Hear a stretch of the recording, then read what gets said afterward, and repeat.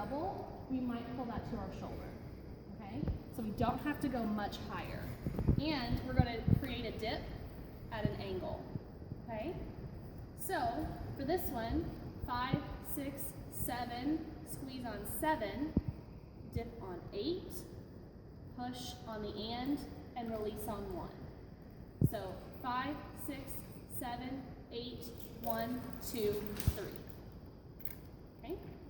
Again, that's 5, 6, squeeze 7, dip 8, and 1, 2, 3.